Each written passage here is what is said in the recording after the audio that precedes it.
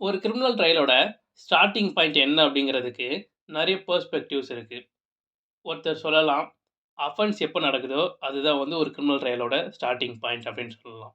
அப்படி இல்லன்னா, எப்போ வந்து ஒரு எஃப்ஐஆர் லான்ச் பண்றாங்களோ, எப்போ ஒரு போலீஸ் முன்னாடி வந்து ஒரு கம்ப்ளைண்ட்ட குடுக்குறாங்களோ, அப்போ வந்து ஒரு ட்ரையல் ஸ்டார்ட் ஆகுதுன்னு சொல்லலாம். இல்லன்னா, மேஜிஸ்ட்ரேட் முன்னாடி ஒரு அக்யூஸ்ட எப்போ போய் கொண்டு போய் நிறுத்துறாங்களோ, அப்போ ஒரு ட்ரையல் ஸ்டார்ட் ஆகுதுன்னு சொல்லலாம். பட் என்ன பொறுத்தவரைக்கும், ஒரு கிரிமினல் ட்ரையலோட ஸ்டார்ட்டிங் பாயிண்ட் அப்படிங்கிறது அரெஸ்ட் தான். அதாவது ஒரு அக்யூஸ்ட அவர் தான் தப்பு பண்ணியிருக்காரு, இல்ல அவர் தப்பு பண்ணியிருக்க வாய்ப்பு இருக்குன்னு தெரிஞ்சு, அவர எப்போ ஒரு போலீஸ் வந்து அரெஸ்ட் பண்ணி கஸ்டடிக்கு கொண்டு வராங்களோ, அதுதான் ஒரு கிரிமினல் ட்ரையலோட ஸ்டார்ட்டிங் பாயிண்ட். அந்த அரெஸ்ட்ட பத்தியும், அதில என்னென்ன டைப்ஸ் இருக்கு அப்படிங்கிறத பத்தியும் தான் இன்னைக்கான வீடியோல பார்க்க போறோம். வீடியோக்குள்ள போறதுக்கு முன்னாடி நம்ம சேனல் எட்டிட்ட சப்ஸ்கிரைப் பண்ணிருங்க. ஃபர்ஸ்ட் ஆஃப் ஆல் அரெஸ்ட் அப்டின்னா என்ன? அரெஸ்ட் அப்படிங்கிறது ரொம்பவும் சிம்பிளான ஒரு கான்செப்ட். அதாச்சு இவர் தான் தப்பு பண்ணியிருப்பாரு, இல்லன்னா இவர் தப்பு பண்ணியிருக்க வாய்ப்பு இருக்கு அப்படின்னு தெரியும்போது, அவர வேற எங்கேயும் போக விடாம, ஒரே இடத்துல தடுத்து வைக்கிறதுக்கு பேரு தான் அரெஸ்ட் அப்படின்னு சொல்லலாம். இந்த அரெஸ்ட்ல 2 முக்கியமான எலிமெண்ட் இருக்கு. ஒண்ணு வந்து அந்த அரெஸ்ட் பண்ற பெர்சனோட பெர்சனல் லிபர்ட்டி டூ மூவ். அதாவது அவரோட மூவ்மெண்ட் வந்து ஸ்டாப் பண்ற மாரி இருக்கணும். அண்ட் அது ஒரு லாஃபுல் அத்தாரிட்டி கீழ இருக்கணும். அது என்ன லாஃபுல் அத்தாரிட்டி அப்படின்னு கேட்டீங்கன்னா, நீங்களே யோசிச்சு பாருங்க. போலீஸ் வந்து ஒருத்தர அரெஸ்ட் பண்ணா ஓகே. இதுவே யாரோ ஒருத்தர் வந்து ஒருத்தர ஒரு இடத்துல அடைச்சு வச்சிருக்காங்க அப்படின்னா, நம்ம அத என்ன சொல்லுவோம்? அவர் கடத்தி வச்சிருக்காருன்னு தான் சொல்லுவோம். அத வந்து கைது பண்ணியிருக்காரு அப்படின்னு வந்து நம்ம சொல்ல மாட்டோம். ஸோ அரெஸ்ட் அப்படின்னு வரும்போதே, அது வந்து ஒரு லாஃபுல் அத்தாரிட்டியால பண்ணப்பட்டிருக்கணும் அப்படிங்கிறது தான் வந்து ஒரு முக்கியமான எலிமெண்ட். இந்த அரெஸ்ட் அப்படிங்கிறத போலீஸ் பண்ணும்போது நம்ம 2 விதமா பிரிக்கலாம். 1 வித் வாரண்ட், 2வது வித்தவுட் வாரண்ட். இந்த வித் வாரண்ட் அப்படிங்கிறது ரொம்ப சிம்பிள். அதாச்சு இவர் வந்து ஒரு தப்பு பண்ணியிருக்காரு அப்படின்னு சொல்லிட்டு மேஜிஸ்ட்ரேட் முன்னாடி போய் சொல்லுவாங்க. மேஜிஸ்ட்ரேட் வந்து ஒரு அரெஸ்ட் வாரண்ட்ட வந்து ஆர்டர் மூலமா இஷ்யூ பண்ணுவாரு. ஸோ, அப்போ அந்த போலீஸ் கையில வந்து ஒரு அரெஸ்ட் வாரண்ட் இருக்கும். அதில வந்து யார அரெஸ்ட் பண்ணணும், எதுக்காக அரெஸ்ட் பண்ணணுங்கிற டீட்டெயில்ஸ் வந்து குடுத்துருப்பாங்க. இந்த அரெஸ்ட் வாரண்ட் அப்படிங்கிறது ஒரு தனியான ஸ்பெஷல் டாபிக் தான். இத பத்தி section 72 to section 83 of BNSS அப்படிங்கிற இந்த ஆக்ட்ல சொல்லியிருக்காங்க. ஸோ, இந்த அரெஸ்ட் வாரண்ட் அப்படிங்கிறதுக்கு நான் ஒரு தனியான வீடியோ மேக் பண்றேன். அத மேக் பண்ணதுக்கப்புறம் அத இங்க ஐ பாக்ஸ்ல குடுக்குறேன். ஸோ, இப்போ ஜெனரலா டைப்ஸ் ஆஃப் அரெஸ்ட் அப்படிங்கிற இந்த கான்செப்ட்க்கு இந்த இன் டீட்டெயிலான அரெஸ்ட் வாரண்ட் வந்து நமக்கு தேவை கிடையாது. ஸோ, இப்போ நம்ம அடுத்த டாபிக்கான வித்தவுட் வாரண்ட்க்கு ஸ்கிப் பண்ணிப்போம். என்னதான் போலீஸ் அஃபிஷியல்ஸாவே இருந்தாலும், ஒரு பெர்சன வாரண்ட் இல்லாம அரெஸ்ட் பண்றது அப்படிங்கிறது சட்டவிரோதமானது தான். அப்போ எந்த சிச்சுவேஷன்ல வாரண்ட் இல்லாம ஒரு போலீஸ் ஆஃபிசரால அரெஸ்ட் பண்ண முடியும் அப்படின்னு சொல்லிட்டு ஒரு பர்ட்டிகுலர் செக்ஷன் இருக்கு. அதுதான் செக்ஷன் 35. அதுல சொல்லியிருக்க கண்டிஷன் சாட்டிஸ்ஃபை ஆனா மட்டும் தான் ஒரு போலீஸ் ஆஃபிசரால கூட வாரண்ட் இல்லாம ஒரு பெர்சன அரெஸ்ட் பண்ண முடியும். இல்லன்னா வாரண்ட் இல்லாம யாராலயும் யாரையும் அரெஸ்ட் அப்படிங்கிறது பண்ணவே முடியாது. அந்த கண்டிஷன்ஸ் என்ன அப்படிங்கிறத இப்ப பார்ப்போம். முதல் விஷயம், ஒரு போலீஸ் ஆஃபிசர் கண்ணு முன்னாடியே ஒரு காக்னிசபிள் அஃபென்ஸ வந்து ஒருத்தன் பண்றான். அதாவது நான் பெயிலபிளான அஃபென்ஸ ஒருத்தன் பண்றான் அப்படின்னா, அந்த டைம்ல அந்த போலீஸ் ஆஃபிசர் அந்த பெர்சன வாரண்ட் இல்லாமலே அரெஸ்ட் பண்ண முடியும். 2வது இவர் பார்க்கணும்னு அவசியம் இல்ல. பட் வந்து இவருக்கு ஒரு இன்ஃபர்மேஷன் வருது. ஒரு பர்ட்டிகுலர் பெர்சன் வந்து ஒரு காக்னிசபிள் அஃபென்ஸ பண்ணிட்டான். இல்லன்னா அவன் பண்ணியிருக்க வாய்ப்பு இருக்கு அப்படிங்கிற மாரி தெரிய வருதுன்னா, அந்த டைம்லயும் அவரால பண்ண முடியும். பட் இத 2 விதமா பிரிக்கிறாங்க. என்னன்னா, முதல் விஷயம் 7 வருஷம் வரைக்குமான பனிஷ்மென்ட் இருக்க அஃபென்ஸா இருந்தா என்ன அப்படிங்கிறது. 2வது 7 வருஷத்துக்கு மேல பனிஷபிள் இருக்க அஃபென்ஸா இருந்தா என்ன அப்படிங்கிறது. ஸோ, இப்ப நம்ம 7 வருஷம் வரைக்கும் பனிஷபிள் அஃபென்ஸா இருந்தா என்ன அப்படிங்கிறத ஃபர்ஸ்ட்டு பார்ப்போம். முதல் கண்டிஷன் அந்த போலீஸ் ஆஃபிசர் நம்பணும். இந்த பர்ட்டிகுலர் பெர்சன் வந்து அந்த காக்னிசபிள் அஃபென்ஸ பண்ணியிருப்பான் அப்படின்னு வந்து நம்பணும். அப்படி நம்புனதுக்கு அப்புறம், அவருக்கு தோணுது, இவன் இதுக்கப்புறம் இத தாண்டுன இன்னும் சில அஃபென்ஸும் பண்ண வாய்ப்பு இருக்கு அப்படின்னு. அதாவது முதல்ல ஒரு கொலை பண்றான். அண்ட் அவருக்கு தெரிய வருது, இவனோட மோட்டிவ் வந்து 2வது இன்னொரு பெர்சன கொலை பண்ணணும் அப்படிங்கிறதுன்னு தெரிய வருதுன்னா, அப்ப அவன அரெஸ்ட் பண்ணி தானே ஆகணும். ஏன்னா, அவர அரெஸ்ட் பண்ணலன்னா அவன் அடுத்த அஃபென்ஸும் பண்ணுவான்ல.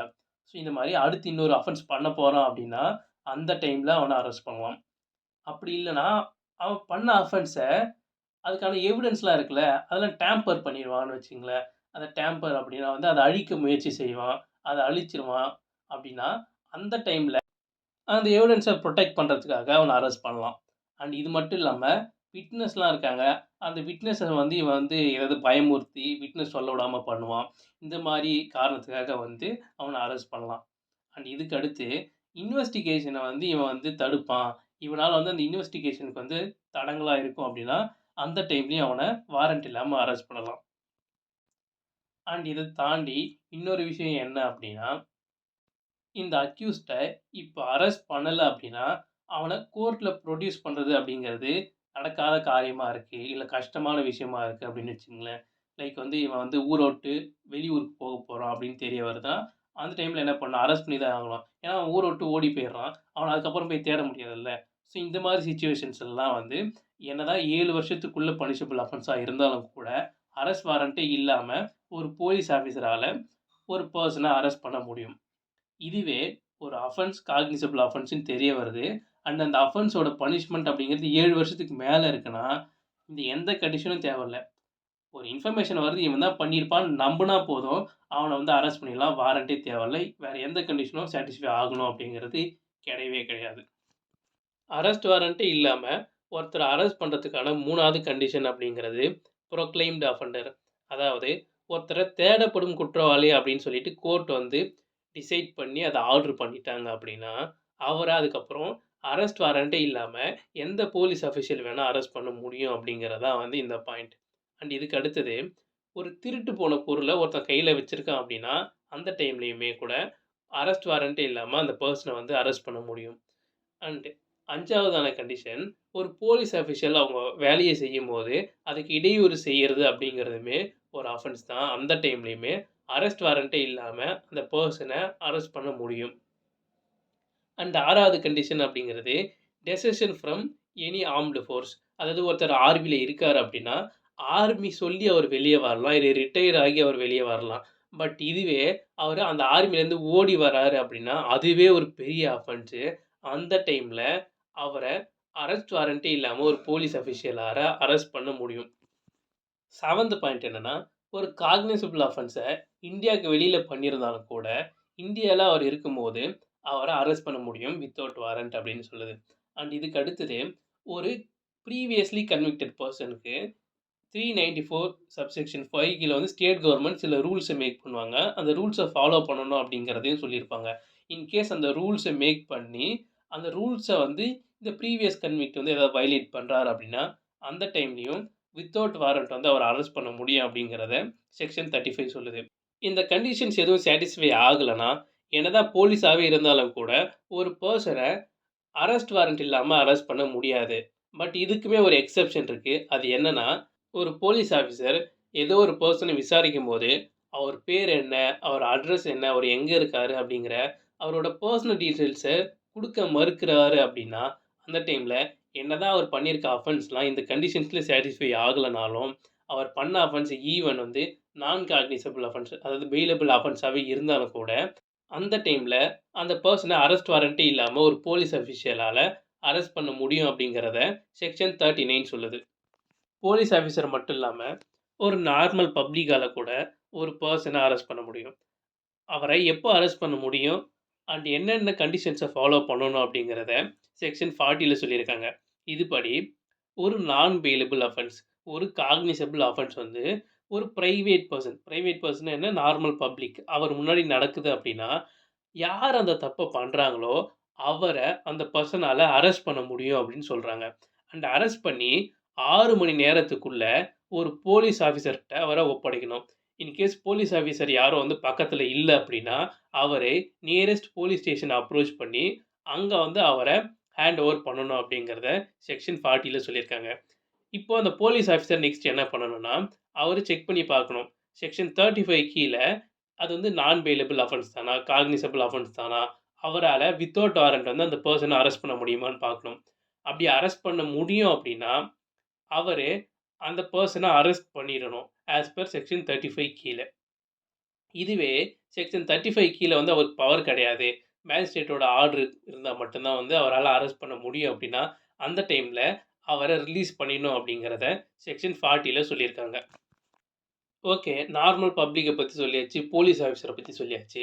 ஒரு மேஜிஸ்ட்ரேட் கண்ணு முன்னாடியே ஒருத்தன் வந்து ஒரு அஃபென்ஸ பண்றான் அப்டின்னா, அப்ப என்ன பண்ணுவாங்க? அப்படிங்கிறது தான் வந்து செக்ஷன் 41 சொல்லுது.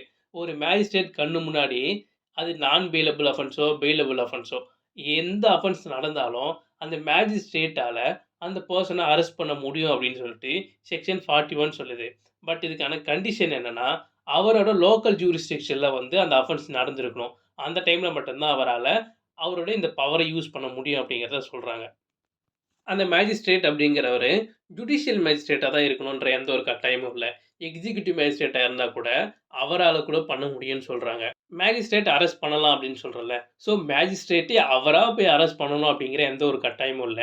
மேஜிஸ்ட்ரேட் வேற யார வேணா விட்டு வந்து அந்த பெர்சன அரெஸ்ட் பண்ணலாம் அப்படிங்கிறதையும் செக்ஷன் 41 சொல்லுது. ஸோ இதுவரைக்கும் தான் வந்து டைப்ஸ் ஆஃப் அரெஸ்ட் அப்படிங்கிற இந்த கான்செப்ட். உங்களுக்கு புரிஞ்சிருக்கும் அப்படின்னு சொல்லிட்டு நம்புறேன். இதுக்கு மேல உங்களுக்கு ஏதாவது டவுட் இருக்கு அப்படின்னா, கமெண்ட் பாக்ஸ்ல கமெண்ட் பண்ணுங்க. அண்ட் இந்த வீடியோ பிடிச்சிருந்தா லைக் பண்ணுங்க.